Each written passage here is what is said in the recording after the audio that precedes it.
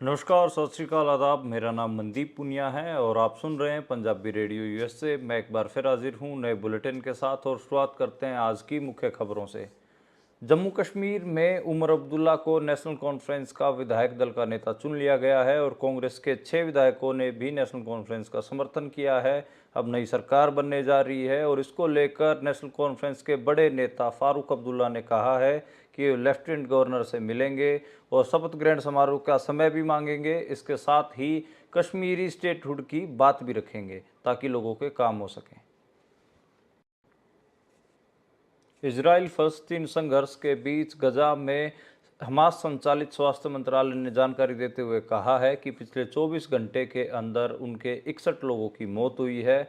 बता दें कि इस संघर्ष में अब तक टोटल 42,126 फलस्तीन नागरिकों की मौत हो चुकी है।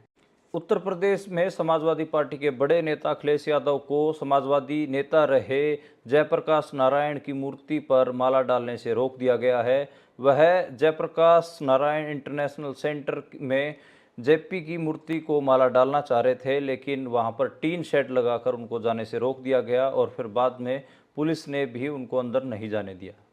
पाकिस्तान में बलूचिस्तान के दुक्की जिले में पंजाबी मूल के 20 मजदूरों को बलूच लिबरेशन आर्मी ने गोली मारकर हत्या कर दी है। इसके बाद लगातार वहां पर तनाव है और तकरीबन 7 मजदूरों के घायल होने की भी खबर है। हरियाणा में विधानसभा चुनाव के रिजल्ट आने के बाद कुर्सी की खींचतान लगातार जारी है। जो कार्यवाहक सीएम बनाए गए हैं नायब सिंह सैनी, उन्होंने अमित शाह से मुलाकात की है। वही राव इंद्रजीत अपने खेमे के विधायकों को इकट्ठा करने में लगे हुए हैं।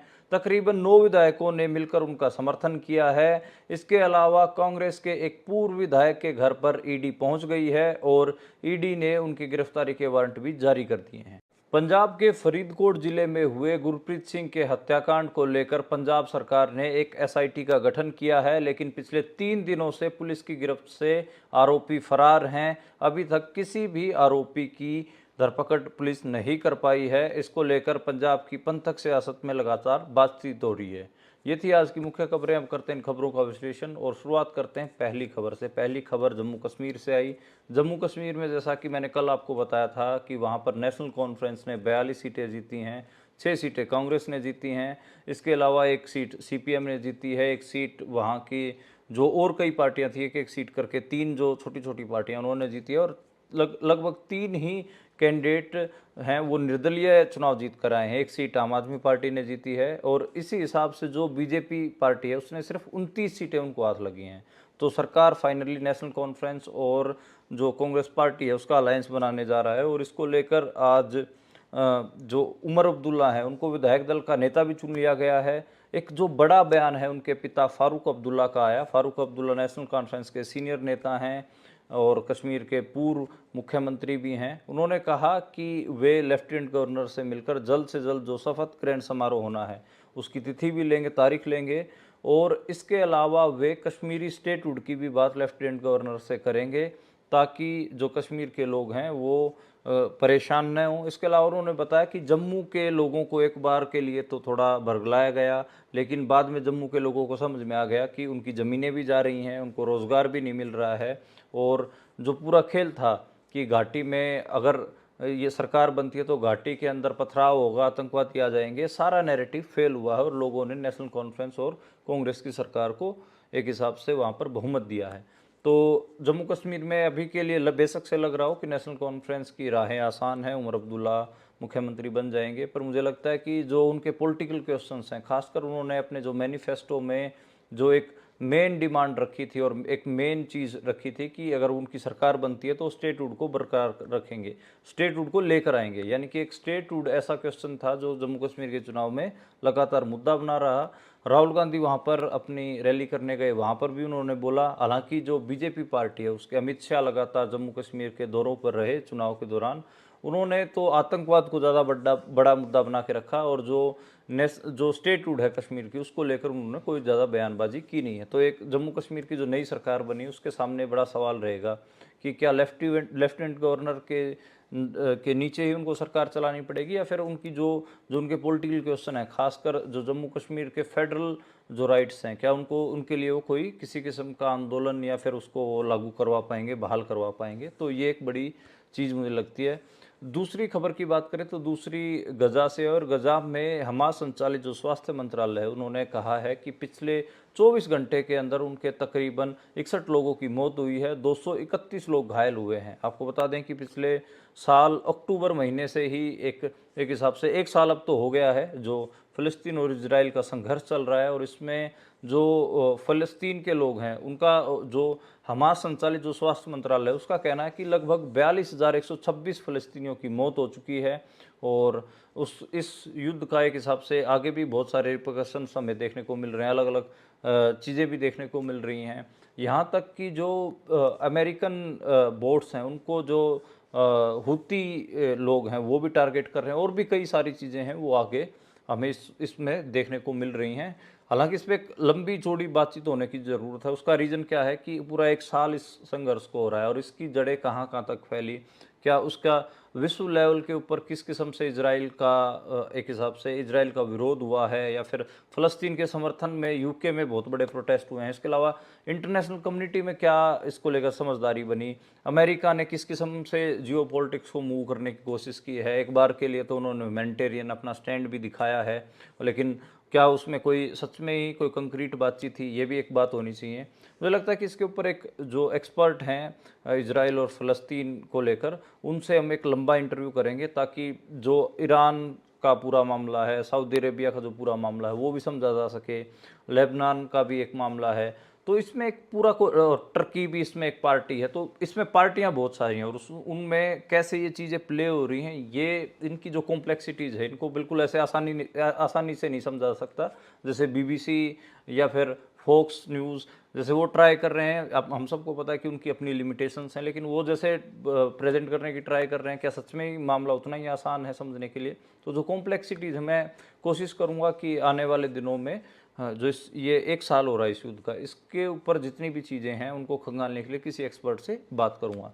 अगली खबर की ओर बढ़ते हैं, और अगली खबर है समाजवादी नेता अखिलेश यादव के बारे में। अखिलेश यादव की खबर लगभग हमारे रोज़ बुलेटिन में लेते हैं। उसका कारण ये है कि राहुल गांधी और नरेंद्र मोदी के बाद वो तीसरे ऐसे इंपॉर्टेंट नेता भारत की राजनीति में हो गए हैं कि उनका जिक्र करना ही पड़ता है।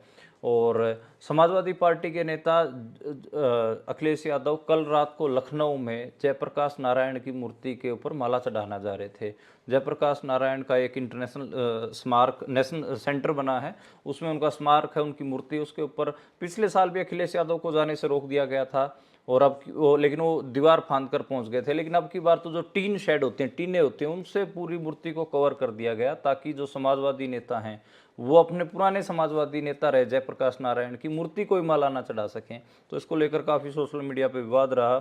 योगी आदित्यनाथ और बीजेपी सरकार से पूछा गया कि भाई उनकी तो लेगेसी है, वो सोशलिस्ट लीडर रहे, ये भी सोशलिस्ट, हालांकि वो कांग्रेसी थे, लेकिन कांग्रेस में कहीं ना कहीं जयप्रकाश नारायण का पूरा जो धड़ा था उसको सोशलिस्ट माना गया। बाद में भी वो सोशलिस्टों के साथ मूवमेंट करते रहे और चलते भी रहे।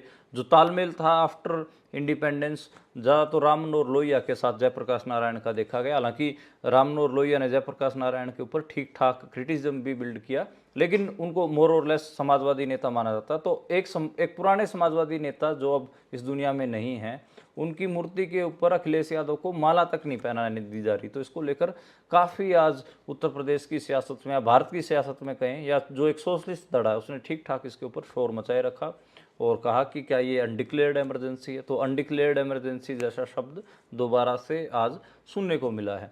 अगली खबर की ओर बढ़ते हैं, और अगली खबर पाकिस्तान से आई। पाकिस्तान के बलूचिस्तान में जो दुक्की ज़िला है वहाँ पर एक खदान में 20 मजदूरों को गोली मारकर बलूच लिबरेशन आर्मी ने हत्या कर दी उनकी, और लगभग 7 मजदूर उसमें घायल हुए हैं। पिछले 1-1.5 महीने से इन खबरों की ऐसी खबरें मैं आपको बताता ही रहता हूँ कि कभी बस में सवार 7 पंजाबियों को उतार के बलूच लिबरेशन आर्मी ने मार दिया, कभी कुछ हुआ कभी कुछ हुआ। ये घटनाएं पिछले 1-1.5 महीने से लगातार बढ़ रही हैं, और हर दिन कोई ना कोई खबर आती है 2-4-5 आदमियों को मारने की। और जो आज जो खबर आई उसमें तो 20 मजदूरों को मारने की खबर है। देखिए, जो ये कन्फ्लिक्ट है ये तो आफ्टर इंडिपेंडेंस ही शुरू हो गया था। मतलब वहाँ के लोग मानते हैं, बलूचिस्तान के लोग मानते हैं कि हम अपने एक हिसाब से खुद मुख्तियारी की हमारी एक लड़ाई है, और हमें एक हिसाब से 1948 के आसपास जो खासकर पाकिस्तानी पंजाब के जो लोग हैं और उनके जो आर्मी में जो लोग थे, उन्होंने आके हमारे ऊपर कब्जा किया और हमें पाकिस्तान का हिस्सा बनाया। उनकी खुद मुख्तियारी की भी लड़ाई है। कई लोग तो उसको बहुत थोड़ा सिंप्लीफाई करके भी देखते हैं कि ये सिर्फ लड़ाई सिर्फ इतनी है कि पाकिस्तान में जो हुकूमत है या फिर आर्मी है उसमें पंजाबियों का डोमिनेशन है, उस पंजाबियों के डोमिनेशन के खिलाफ लड़ाई है। लेकिन कुछ लोग जब इस सवाल को थोड़ा सा हिस्टोरिकल पर्सपेक्टिव से खोजने की कोशिश करते हैं या फिर देखते हैं कि क्या इसमें कोई नेशनलिटी का क्वेश्चन भी है, तो लोग ये भी पाते हैं कि जो बलोच लोग हैं वो एक हिसाब से अपना अलग से सूबे उन एक हसरत भी रखते हैं, उनके दिल में एक हसरत है कि अलग से उनका सूबा हो। और तो ये भी कई सारी चीज़ें इसमें, ये जो करंट मूवमेंट चल रहा है इसके बारे में कहा जाता है कि ये साल 2003 के बाद का मूवमेंट है। 1948 के बाद एक अलग किस्म का मूवमेंट था, बीच में 90s में अलग किस्म का मूवमेंट रहा है, और 2003 के बाद ये जो बलोच लिबरेशन आर्मी है इन सब की एक कंटिन्यूएशन है। बीच बीच में अलग अलग किस्म के मामले हुए हैं। पाकिस्तानी आर्मी ने भी ठीक ठाक कार्रवाइयाँ की हैं और मिलिटेंट्स को मारा है, भगाया है। बीच बीच में यहाँ पर बहुत सारी और भी चीज़ें हुई हैं, जैसे जो अफ़गानिस्तान की तरफ जितना भी एरिया पड़ता है उसमें ये भी रहा कि यहाँ पे आईएसआई के जो टेररिस्ट हैं, आईएसआईएस के, तो वो भी कहा गया। और अभी तो जो पूरा मामला है यहाँ तो Baloch liberation army target killings को लीड कर रही है, जिसमें पंजाबियों को चुन चुन कर यहाँ पर मारा जा रहा है। अगली खबर की ओर बढ़ते हैं और अगली खबर हरियाणा से है। हरियाणा में विधानसभा चुनाव के रिजल्ट 8 तारीख को आ गए थे। 2 विश्लेषण भी हम आप तक पहुंचा चुके हैं कि ये जो रिजल्ट है जिसका जिनको लोगों को समझ में ही नहीं आ रहा था कि ये हुआ कैसे। खैर अब तो सरकार बनने के डायनामिक्स पे बात करते हैं। जो एक कार्यवाहक सीएम है या फिर जिनके चेहरे को लेकर जिनको दूल्हा बनाकर चुनाव लड़ा गया हरियाणा का, नायब सिंह सैनी, वो अमित शाह के पास पहुंचे हुए हैं और अमित शाह ने उन्हीं को ही आशीर्वाद दे दिया है। लेकिन एक दूसरे प्लेयर भी हरियाणा में है बीजेपी की, उनका नाम है राव इंद्रजीत सिंह। राव इंद्रजीत सिंह साउथ हरियाणा यानी कि अहिरवाल से आते हैं और करीब 9 से 10 विधायकों का उनको समर्थन है। और वो भी अब की बार ताल ठोक रहे हैं कि अहिरवाल को चौधर मिलनी चाहिए, क्योंकि बीजेपी की सत्ता हरियाणा में अहिरवाल की वजह से आई है और अहिरवाल ने अपनी सारी की सारी सीटें बीजेपी को दी हैं, इसलिए अहिरवाल को ये चौधर की पगड़ी मिलनी चाहिए। बहुत सारे डायनामिक्स हैं। क्या जो राव इंद्रजीत है central Haryana GT road belt से भी कुछ विधायकों को अपने साथ ले पाते हैं? अगर ले पाते हैं तो फिर बीजेपी के लिए मुश्किल होगा। लेकिन बीजेपी जिस किस्म की पार्टी है और जिस किस्म की पॉलिटिक्स हरियाणा में बीजेपी करना चाह रही है, उसके लिए नायब सिंह सैनी ही एक सूटेबल फेस हैं। नायब सिंह सैनी के साथ 2-3 आइडेंटिटी चिपक कर आते हैं। तो वो देहाती हैं, खांटी देहाती हैं। तो उनको, जैसे वो सीएम बनने के बाद हरियाणा में उन्होंने बयान दिया था कि भाई सीएम हाउस में मंजे लगा के सो, तो 9.5 साल तक ये फील किया गया मनोहर लाल खट्टर के टाइम पे। उन्होंने अपने घर का नाम कबीर कुटिया जरूर रख रखा था, लेकिन वो देहातियों के लिए बंद रहती थी कबीर कुटिया। तो नायब सिंह सैनी आए तो उनकी पहली स्टेटमेंट थी कि ये सारे गांव वाले आओ और यहाँ पे मंजे लगा के सो, यानी कि खाट अपनी डाल के सो। तो एक हिसाब से मैसेज गया कि देहातियों के लिए सीएम हाउस खुला। दूसरा, किसान के बेटे भी हैं तो किसान आइडेंटिटी उनके साथ। तीसरा, वो ओबीसी हैं। तो 3 आइडेंटिटीज़ का पैकेज है वो नायब सिंह सैनी के साथ है। राव इंद्रजीत थोड़ा एक राजा परिवार से आते हैं और थोड़ा एक्सक्लूसिव, जैसे कैप्टन अमरिंदर सिंह पंजाब में लोग एक्सक्लूसिव थे, यानी कि लोगों तक रीच नहीं थी, ऐसा राव इंद्रजीत के बारे में भी हरियाणा पॉलिटिक्स में कहा कि वो एक्सक्लूसिव किस्म के आदमी हैं। वो दिन में 2-4 घंटे लोगों से मिलते हैं, वो दिन भी हफ्ते में एक आध ही होता है जिस दिन वो लोगों से मिल रहे होते हैं। बाकी वो अपना गोल्फ वगैरह खेलते हैं और घुड़सवारी करते हैं और इन्जॉय करते हैं। तो ये एक मामला है। तो देखते हैं कि एक राजा के गले में ये ताज जाता है या फिर नायब सिंह सैनी, जो कि एक एक्सपेरिमेंट था और मैं तो ये कहूँगा कि सफल एक्सपेरिमेंट रहा है। नायब सिंह सैनी की बदौलत ही इतना कमाल का रिजल्ट आया है। लेकिन राव इंद्रजीत का भी हाथ है, नो डाउट, वो मास लीडर हैं और अहिरवाल में उनका ठीक ठाक जलवा है, उनकी वजह से भी ये सीटें आई हैं। तो अब देखना होगा कि जो एक एक्सपेरिमेंट के तौर पर जो लाया गया आदमी है उसके सर पे ही सीएम का ताज जाएगा, या फिर एक राजा जो एक अपनी मास पॉलिटिक्स की वजह से खासकर एक एरिया में, जहाँ पर जिस एरिया की डिमांड भी रही है चौधर की, क्या उनके पास चौधर जाएगी। नायब सिंह सैनी के बारे में मेरे को लगता है कि थोड़ा बहुत मैं अपने जो स्रोत है उनको बता देता हूँ। नायब सिंह सैनी बेसिकली जो उनके सफ़र की शुरुआत है वो पंचकुला में बीजेपी दफ्तर से हो रही है और वो कंप्यूटर ऑपरेटर होते थे, क्लर्की टाइप काम करते थे। मनोहर लाल खट्टर के एक हिसाब से वो शागिर्द रहे, उनके सानिध्य में ही चीज़ें सीखी। उसके बाद उनको जो जिला परिषद के चुनाव हुए हैं वो लड़ाए गए, चौथे नंबर पर रहे थे। फिर उनको सांसदी का चुनाव लड़ाया गया तो वो सांसद हो गए कुरुक्षेत्र से। और उसके बाद फिर जब एक हिसाब से उनको प्रदेश अध्यक्ष बनाया गया, फिर प्रदेश अध्यक्ष बनाए जाने के तुरंत 2-4 महीने बाद ही मार्च महीने में उनको मुख्यमंत्री बना दिया गया और ये जो पूरा सफ़र है उनका वो मनोहर लाल खट्टर की बदौलत रहा है, क्योंकि वो उनके शागिर्द थे। मनोहर लाल खट्टर को जब कहा गया कि मार्च 2024 में पिछले 6 महीने पहले कि भई आपकी खिलाफत बहुत ज़्यादा, तो आपका रिप्लेसमेंट हम करेंगे, तो नायब सिंह सैनी को मनोहर लाल खट्टर ने अपना रिप्लेसमेंट के तौर पर चुना, क्योंकि अनिल विज भी थे ऐसे तो सीनियर विधायक, लेकिन मनोहर लाल खट्टर को पता था कि उनको एक ऐसे आदमी की ज़रूरत है जो कहीं ना कहीं उनकी कहा माने और उनके गुरु चेले वाली परंपरा के बीच में ही काम करे। हालांकि अब नायब सिंह सैनी क्या सच में ही 5 साल मनोहर लाल खट्टर के शागिर्द या चेले बन के रहेंगे या फिर अलग से अपनी आइडेंटिटी को उभारेंगे, ये देखने की बात होगी। अगली खबर की ओर बढ़ें तो अगली खबर कांग्रेस के विधायकों के बारे में है। कांग्रेस के विधायक जो बन गए हैं उनमें भी एक बेचैनी है, क्योंकि वो तो सरकार सोच के एक हिसाब से चुनाव लड़ा था, और दूसरा जो ईडी की रेड्स हैं वो भी बढ़ रही हैं।